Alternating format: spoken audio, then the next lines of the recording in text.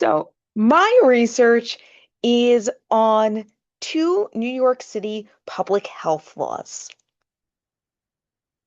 Mayor Bloomberg was often called Nanny Bloomberg by the media for advancing a lot of public health regulations, including these two largely similar bans.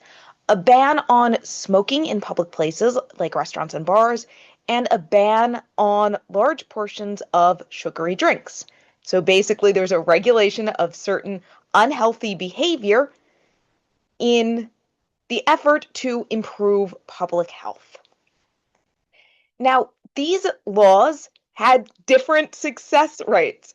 The smoking ban is still the law, but the large sugary drink ban actually got struck down by the courts.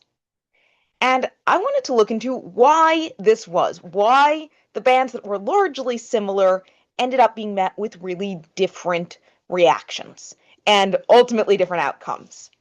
And my theory is that racial priming and these personal freedom frames, which I'll explain in a moment, caused the soda ban to fail where the smoking ban succeeded. So I based this theory off of various different arguments about public health as a public good or a common good, as it's sometimes called. So basically, there's a theory that says that to prevent a tragedy of the commons, this misuse of a public good, the government must step in to regulate it. And that's ultimately what I argue is the attempt, the sort of goal behind these laws. But again, it didn't seem to work in one case.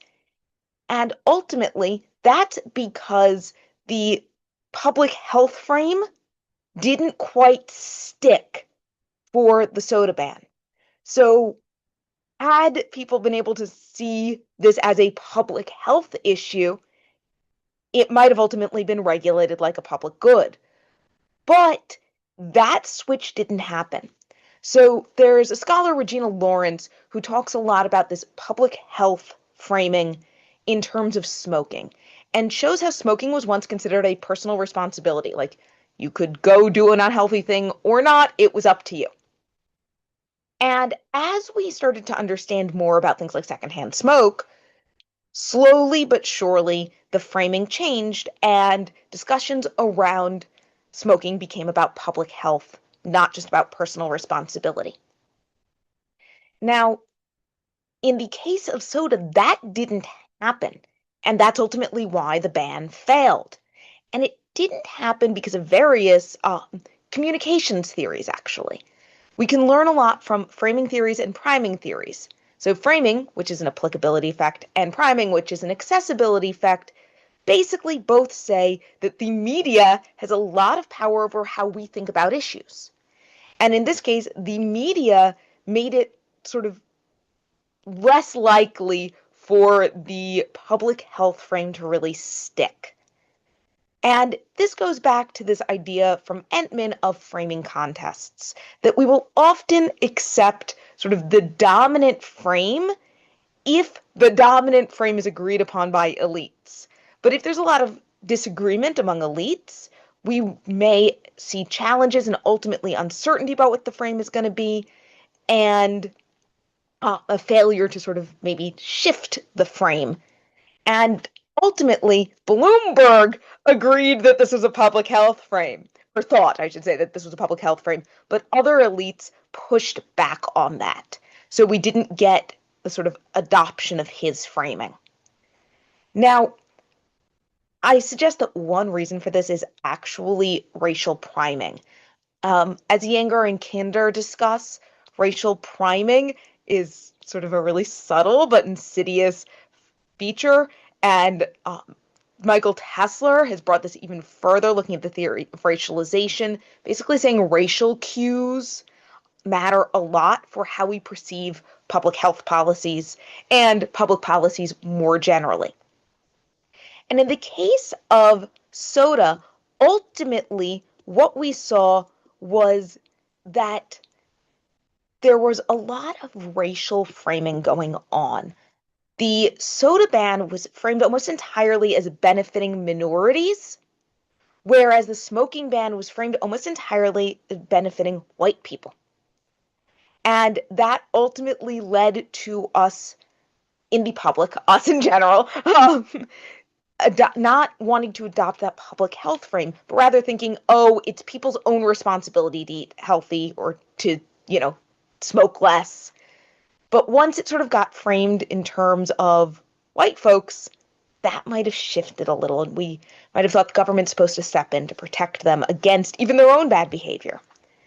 Now, it's also worth noting that the smoking ban was often framed in terms of a right to be unhealthy, that we do have a public right to be unhealthy, but there was a lot of pushback. There's also mentions of a right to be healthy, right? A right to work in a workplace where you weren't bringing in secondhand smoke.